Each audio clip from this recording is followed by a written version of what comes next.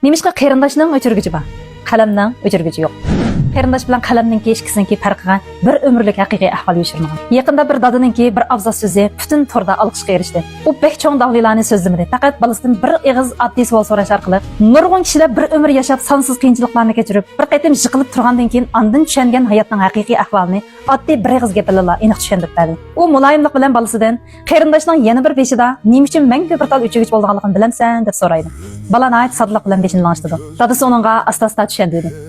Adam bu ömürdə heç qachon mukammal bo'lmaydi. Adam degan xatolik o'tkazadi. Xuddi xatni xato yozib qo'ygan o'xshash.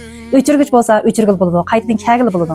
Inchkilik bilan o'ylab boq. Agar sen qarindishingni ishlatib bo'lmay turib, o'chirgichni baldo ishlatib qo'ysang, bu nima tushundirdi dedi.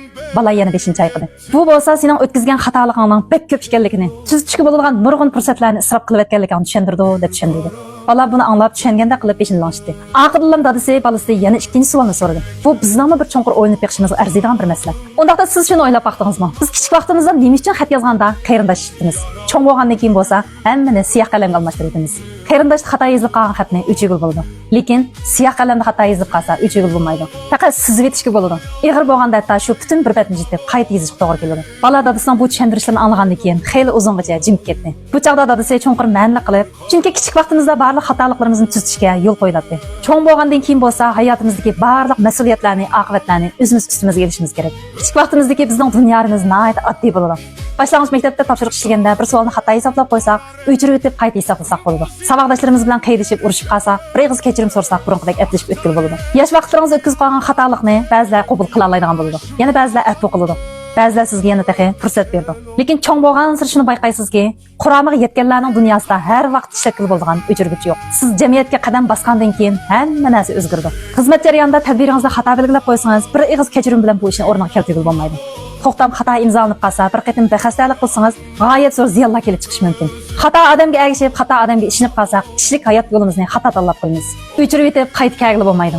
Balki nihoyat uzun yillar badal to'lash orqali asta-asta to'liqlashib to'g'ri keldi. Kichik vaqtimizda o'tkazgan xatoliklarimiz bo'lsa, o'sib yetishimizning bir kechirimishi. Cho'ng bo'lgandan keyin o'tkazgan xatoliklar bo'lsa, kishilik hayotning badali. Shunga oxir shuni tushunib yetimizki, bu kishilik hayotimizda haqiqiy o'chirgich yo'q. Hayotimizga yozilgan har bir qalam xat, har bir tanlash, har qitimliq hayajonlanish, har bir qitimliq bo'shanlik qilishingiz, har bir qitimliq yeniglik hayotingizda haqiqiy saqlanib qoladi. Ba'zi o'zlarni vaqt uzargan sir asosida suslashtirib bo'ladi. Lekin ba'zi bir afsuslanish, pushaymon tanlash, ba'zi bir xatoliklarni bir umr yo'qotib bo'lmaydi. Bugungi bu mazmunni barliq ota-onalarning bolalarga astoydil o'qib berishni tavsiya qilaman. Ekran oldidagi izchil tirishayotgan sizga men sovg'a qilaman. Kichik vaqtingizdagi o'chirgich turmush sizga bergan xatolikni tuzatish fursati. Lekin u hargizmi sizning xohlagancha qalaymaqan yozishingizga, xohlagancha xatolik o'tkazishingizga, hayotingizda xohlagancha isrof qilishingizga sabab bo'lmaydi. Bir haqiqiy pishib yetilish, haqiqiy cho'ng bo'lish bo'lsa, bu umrda azaldan xatolik o'tkazmagan emas. Balki xatoliklar yuz bergan shu hamon o'chirgil bo'lmaydigan ashu daqiqadan boshlandi. Yosh vaqtlarimiz bo'lsa, biz kishilik hayotni nurg'un qatim qaytib keladi deb qaraydi. Qur'onimizga yetgandan keyin bo'lsa, kishilik hayotdagi ko'p qism tanlashning faqat bir qatimlik fursat ekanligini tushunib yetdik. Ekran oldidagi har bir qarindishimdan bu gapni baldiroq tushunishini umid qilaman. Har birimizniki qayta o'ylanib bir ishga yo'liqqanda salmoq, ish qilganda ehtiyotchan bo'lishini umid qilaman. Bularning hammasi bo'lsa, sizning kelgusidagi afsuslanish, pushaymonlikni oldini ola oladi. Kishilik hayotingizda haqiqiy o'chirgich yo'q. Shunga har bir qalamni tavratgan chaqda ehtiyotchan bo'lishingiz kerak. Men kapitan Bayliq to'pining 2-qara o'quvchisi.